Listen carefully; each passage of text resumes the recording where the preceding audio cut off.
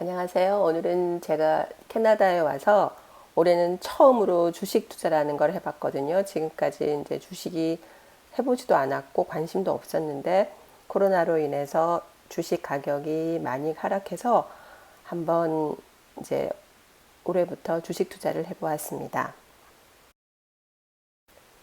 막상 주식 투자를 시작하려고는 했지만 정보도 많지 않았고 캐나다 주식이 어떤 것이냐에 대해서도 몰랐기 때문에 우선 저의 주 거래은행인 TD뱅크에 한번 가보았습니다. TD뱅크에 예약을 하고 주식 담당자분과 상담을 하고 레귤러 어카운트를 만들었습니다.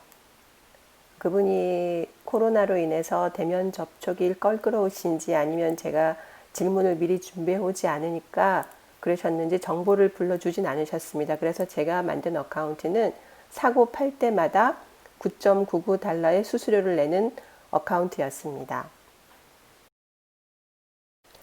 일단 그 어카운트로 주식을 사기 시작했는데 수수료가 9.99달러이다 보니까 주식을 대규모로 구입하지 않으면 손해였던 겁니다. 예를 들어서 캐나다에는 성장 가능성인 회사가 1달러짜리 주식도 많더라고요. 그런 주식들을 사고 싶지만 우선 10달러어치만 사고 싶은데 하지만 수수료가 9.9불입니다. 너무 비싸잖아요. 그래서 이건 아니다 싶어서 제 나름대로 이제 유튜브 동영상 강의도 보고 인터넷도 조사하면서 두 가지 주식 사이트를 알게 되었습니다. 그래서 혹시라도 캐나다 주식에 관심은 있는데 어떻게 해야 될지 모르겠다 하시는 분들은 제가 걸어왔던 9.99불의 수수료를 내는 그런 낭비를 하지 않게 해서 제가 이 동영상을 만들어 보게 되었습니다. 이것은 순전히 저의 경험담이고 이 두 사이트를 사용해 보시라는 것도 아니고 그냥 제가 조사하면서 장점과 단점을 분류해 봤습니다. 캐나다는 돈을 내는 것만큼 그 값어치는 합니다. 돈을 내지 않는다는 것은 그만한 이면의 이유도 있고요. 그래서 반드시 어느 주식 브로커를 사용하시더라도 반드시 본인이 철저히 연구하셔서 한번 고려해 보시기 바랍니다. 캐나다에는 온라인으로 주식을 거래하는 두 가지 대표 업체가 있습니다. 하나는 캐스트레이드이고 다른 하나는 웰simple trade입니다. 그럼 각각의 온라인 투자 서비스에 대해서 알아보겠습니다. 먼저 캐스트레이드는 TFSA, Tax Free Saving Account, RRSP, RESP, LRLA 등등 and then personal은 non-register로 개인적으로 하는 레귤러 어카운트라고 생각하시면 됩니다. 모든 게 가능합니다. 반면 웰시심플은 TFSA, RRSP, personal 세 가지만 하실 수 있습니다.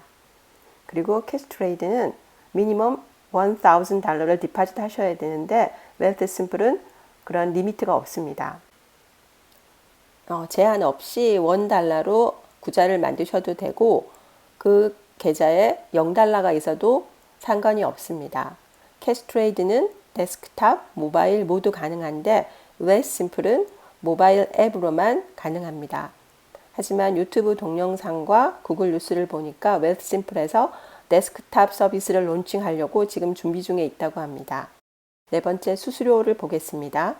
캐스트레이드는 ETF를 살 때는 수수료가 없지만 팔 때는 4.95에서 9.95를 내셔야 됩니다. 스톡은 살 때나 파실 때 4.95에서 맥시멈 9.95를 지불하셔야 되는데 반면 웰시심플은 ETF나 스톡이나 살 때 팔 때 수수료가 없습니다. 이것이 큰 장점입니다. 예를 들어 내가 10불 정도가 있는데 1불 정도 하는 성장 가능한 주식을 사고 싶다 하셔도 사실 수 있습니다. 수수료 없이요. 그리고 어카운트를 만들어 놓고 사용하지 않으시면 inactivity fee라는 것이 있습니다. 캐스트레이드는 24.95를 쿼터당 내셔야 되는데 이런 inactivity를 피할 수 있는 방법이 그 캐스트레이트 사이트에 있습니다. 이걸 피하고 싶으면 그거에 맞춰서 하시면 inactivity를 내지 않습니다. 반면 웰시심플은 inactivity가 없습니다. 그리고 캐스트레이드는 그 통화를 US 달러와 캐네디언 달러 모두 할 수 있는 구자가 있는데 웰스심플은 US 달러는 안 되고 캐나다 달러만 계좌에 두실 수 있습니다. 이것이 웰스심플의 아주 큰 단점인데 US 달러를 캐나디언 달러로 컨버전 할 때 1.5% 수수료를 내셔야 됩니다. 저는 개인적으로 웰스심플 TFSA 퍼스널 어카운트를 만들었습니다. 그리고 오직 캐나다 주식만 지금 투자를 했거든요. 만약 캐나다에서 미국 주식을 투자를 하면 15%의 보유세를 냅니다. 이 보유세는 배당금이 지불할 때마다 미리 떼어서 가져갑니다. 그래서 배당금이 $1 나왔다고 하더라도 15%의 세금을 모두 내야 됩니다. 그런데 제가 이 세금 관계를 잘 몰라 서치를 해보니까 RRSP 구자에 있는 미국 주식은 15%의 보유세를 내지 않는다고 하네요. 그게 미국과 캐나다의 무슨 협약이라는데 저는 자세한 건 모르고 그래서 웰스심플에서는 간단하게 그냥 캐나다 주식만을 하고 있습니다. 그리고 제가 앞서 언급했던 7번째 통화에 관한 것인데 캐시트레이드는 미국 달러와 캐나다 달러의 어카운트를 각각 보유할 수 있는데 웰스심플은 캐네디언 달러 어카운트만 가능하기 때문에 주식을 사고 팔 때 컨버전 피도 내야 되지만 만약 미국 달러로 배당금이 들어온다. 그러면 이 배당금도 마찬가지로 캐나다 달러로 환전이 되기 때문에 이 1.5% 수수료를 계속 내셔야 된다고 합니다. 그래서 이것이 웰스심플의 엄청나게 큰 단점이라고 제가 동영상 강의를 들었습니다. 저는 캐시트레이드는 한 번도 사용해 보지 않았고 지금 웰스심플 트레이드를 통해서 인베스팅 하고 있기 때문에 그 웰스심플의 장점과 단점을 한번 얘기해 보도록 하겠습니다. 우선 장점은 굉장히 셋업하기가 쉽습니다. 그냥 모바일 폰에다가 앱을 다운받으시면 됩니다. 그리고 이제 어카운트를 만들기 위한 여러 가지 그 사람들이 물어보는 질문 같은 거를 답하면 셋업이 됩니다. 그리고 미니멈 디파짓이 없습니다. 그래서 어카운트가 제로 상태로 있어도 이 사람들이 피를 요구하지 않습니다. 그래서 3번 로우 피가 장점입니다. 그러니까 스몰 마니를 투자하고 싶은데 수수료보다 투자금이 더 작다. 정말 속상하잖아요. 근데 이 사이트는 수수료가 없으니까 그런 건 장점인 것 같습니다. 반면 이 사이트의 단점을 알아보자면 먼저 사람이 모바일 중심의 앱이다 보니까 모바일 중심으로 하는 사이트다 보니 사람의 어드바이저가 거의 없습니다.